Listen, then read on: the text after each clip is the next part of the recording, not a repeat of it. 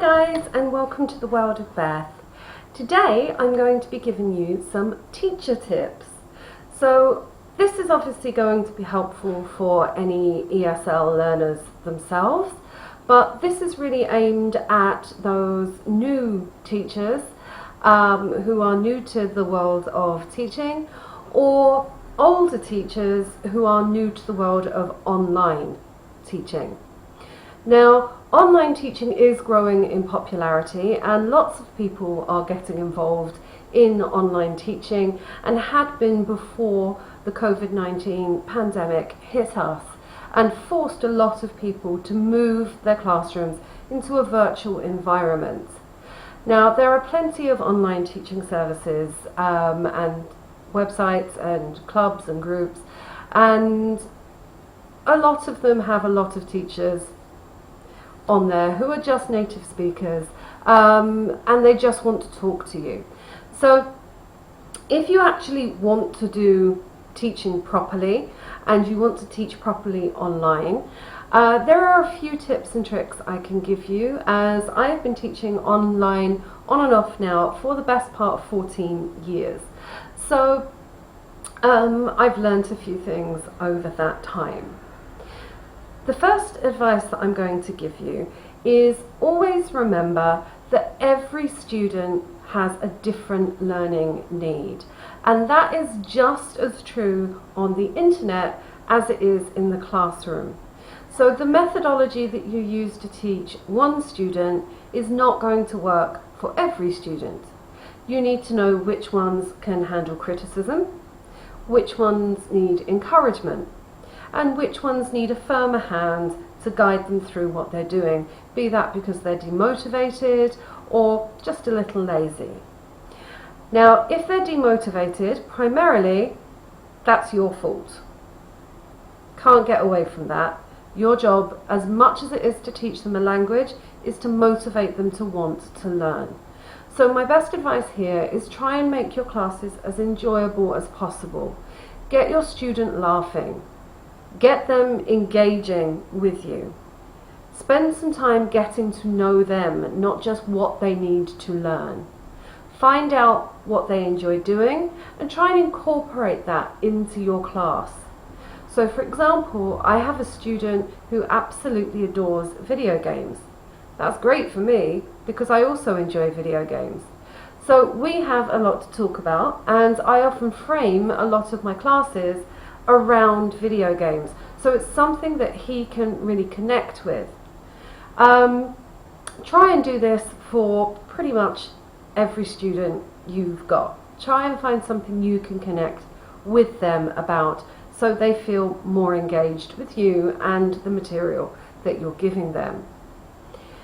My next tip is always try and make eye contact to the webcam. Now, I know it's really difficult doing that sometimes because you want to look down and see how you're looking, or you want to look to the corner and see what someone else is doing. But the best way to make sure that your students are focused on you is for you to be focused on them. So look them in the eye. You aren't there in person, so their eye is your webcam. So try and maintain eye contact as much as you can. The next tip I have for teaching online is make sure you know in advance what you're going to teach. Just because we're not in the classroom doesn't mean you don't have to lesson plan. It doesn't mean you don't have to go through your books first, and it doesn't mean that you don't have to write down what it is you're aiming for in that class. Teaching online, you might be doing it from home, half in your pajamas. I am now. But you've still got to give your students 100%. So remember, still set homework, do that homework once the webcam is turned off, and give that feedback to your students as soon as you can. The last tip I'm going to give you today for online teaching is honestly, just try and be yourself. Be the same person you are in the classroom as you are online. You're the person your students know in the classroom, so online, continue that persona. Don't act like you're at home because you're at home. Be professional. Try and keep them maintaining that same relationship with you.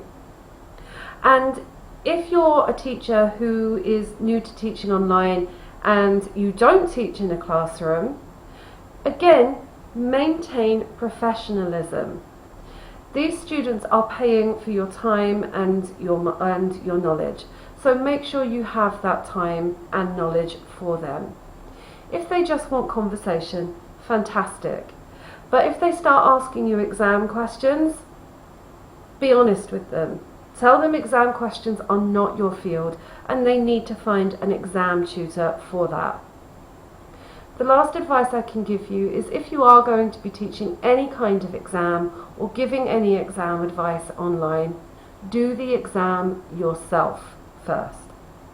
When I first started teaching, I spent a good 2 or 3 months taking various tests from IELTS to ESOL to TOEFL to Trinity to understand exactly what it is these exams are asking of the learners taking them.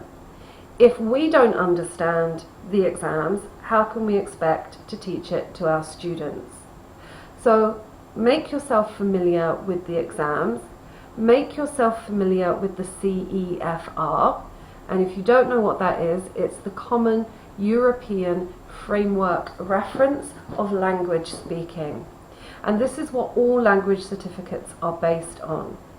So make yourself aware of what is required for each level, be it A1, A2, right the way through to C2 on the ESOL exams, or whether it's a 1 to 9 on the IELTS or a Trinity 3, and so on.